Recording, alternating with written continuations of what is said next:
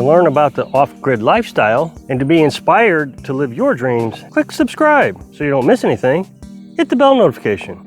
Okay, so I'm back at the tiny house again today. And yeah, it really does look good in the camera. I never expected it to look so good. I said this when I was building the tiny house that Carolyn was getting the pallet wood on, that you see these videos of people who spend $90,000 on a tiny house and they got these oak walls and oak stairs and just oak, everything's beautiful. And I thought, you know, our tiny house is $5,000 and there's no way it's going to be this pretty. But it sure did turn out nice. Before I get too deep into the subject, this is a new camera, so I'm hoping everything works out okay. I dropped my old camera in the snow, and when I did, I was no longer able to transfer the files over to my computer. It burned something up, so I'm trying this new camera. I hope it works. If it doesn't, we'll try something else. Today, I'm going to do something a little bit different.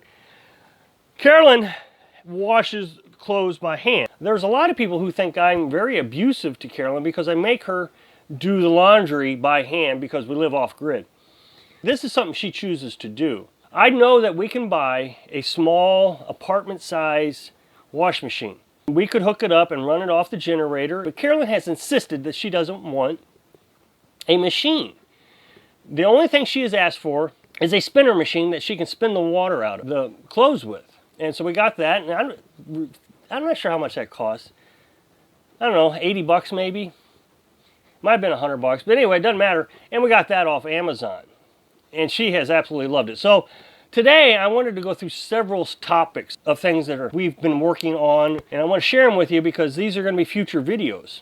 Today's a rainy day and I didn't have a lot of subject matter, couldn't go outside. Somebody wanted me to talk about solar panels, somebody wanted me to show you how to start a wood stove, just different things, and I thought, well, maybe I'll just start with the laundry. Okay, so the laundry isn't very difficult. It really isn't. So Carolyn has started this bucket of laundry, and you can see this is how she does it. She fills it up with the water about half full. She puts a plunger in, and then she can just sit here and smash it. And you see how dirty that water gets? It's incredible how well this laundry method works. And there are several people in the comment section that has told me they agree that this method actually gets the clothes cleaner. When you're doing laundry in a machine, you don't actually get to see the water. It does it all automatically, so you don't get to see how dirty the clothes are actually. If Carolyn thinks the clothes are too dirty, she'll do another wash cycle. It doesn't seem to me that she splashes it around like this too long, 10, 15 minutes at the most. And then she dumps the water out. She'll take the pants out to the spinner, which I'm going to show you here in just a minute. Then she'll fill the bucket back up. She'll put the clothes back in it to rinse it out, and then she'll spin it. And then we can hang the clothes up right here in the little tiny house. We got little spots all over the place that we hang them up at. And with the wood stove going, boy, I mean, they dry out within minutes, half hour at most, and everything's dry. The best place to hang it is in my little hatch.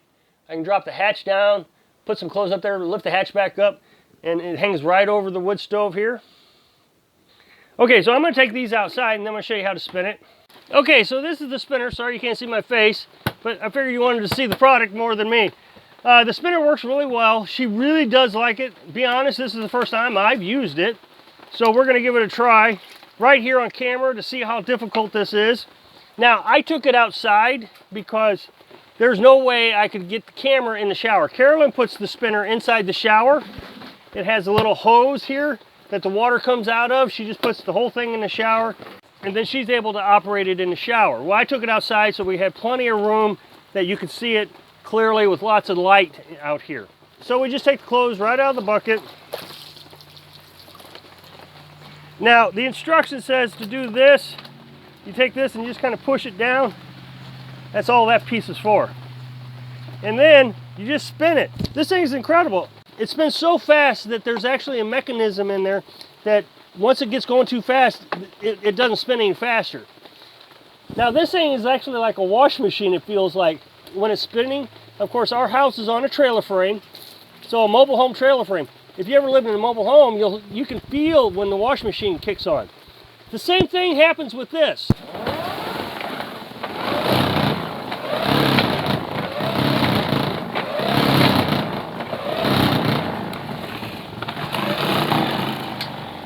So the hose fell off while I was doing it, but you can see that the water is coming out.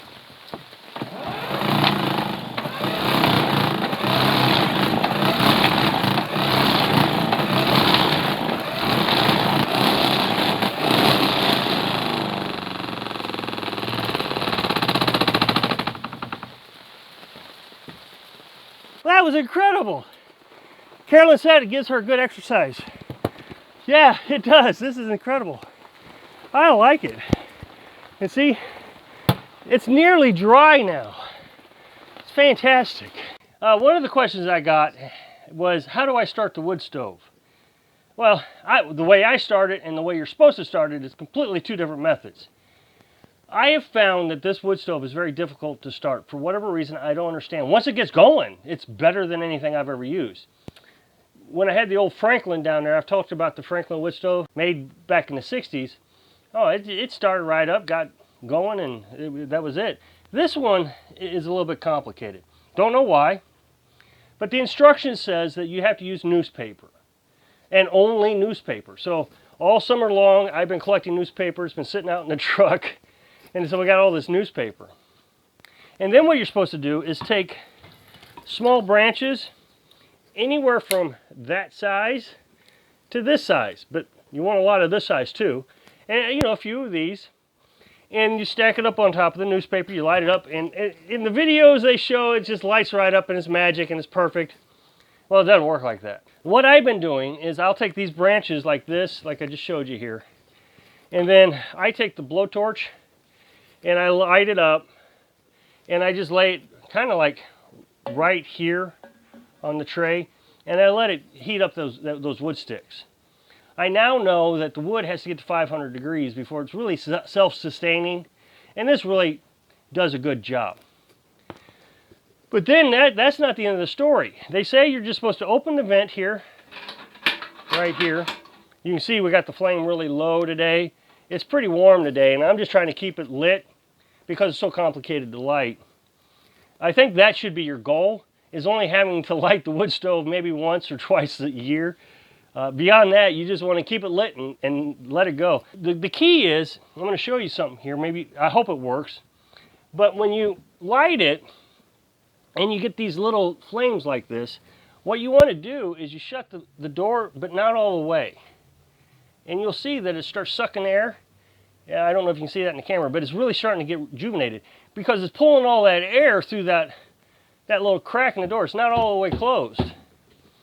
And that's what really gets it to heat up really fast. Then you shut it with this vent all the way open, and then it becomes self-sustaining a little bit. Then you have to let it warm up good and hot. I mean, just as hot as it will go for about 15 minutes. That gets the reburners good and hot. That gets it up to 600 degrees. And then I took my thermometer now that I have it, and you check to make sure your chimney temperature is 250 degrees. But you can see now that I got the vent out that the flames are really starting to get higher. Push the vent back in and it'll slow way down. I've been talking about this summer is going to be kind of like build our food stock, or so we can manufacture or make our own food. You know, with a garden, I talked about a garden a few days ago. We're going to buy chickens. We already got most everything we need to start buying chickens.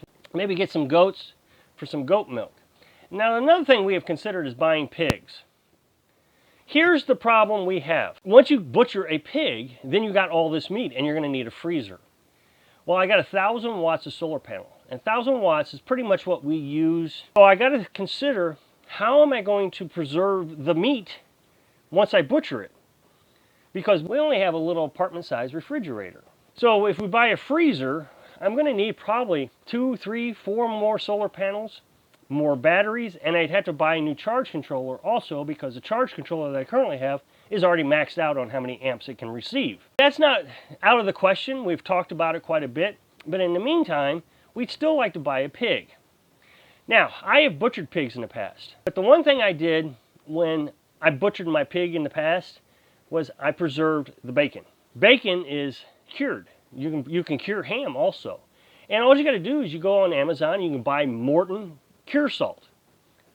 And I just bought it. It's like a 2-pound bag, and there's no way you would use all of, well, you might for a whole pig, but on bacon you usually use a little bit. But the problem is I put the bacon in the refrigerator while the cure was soaking in. So today I've been researching curing meat, because this is what I'm going to do. I'm going to buy pork butt from the store, whatever it costs, 5, 10, 15 bucks, whatever it costs, and I'm going to experiment with it. I went to the FDA's webpage. The FDA says that you can cure meat, uncut cure meat.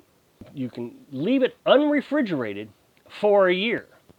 Then it says after a year, it's still safe to eat. It's just the quality of the meat goes down. So we're going to start experimenting with that, and we're going to show you how to do that based on the instructions. And I'm going to let it sit for a while, and then I'll come back to it, and we're going to give it a try. So going to give it a try. I hope you'll stick around and check it out. I hope I can inspire you to try something new so you can live your dream. Thanks for watching.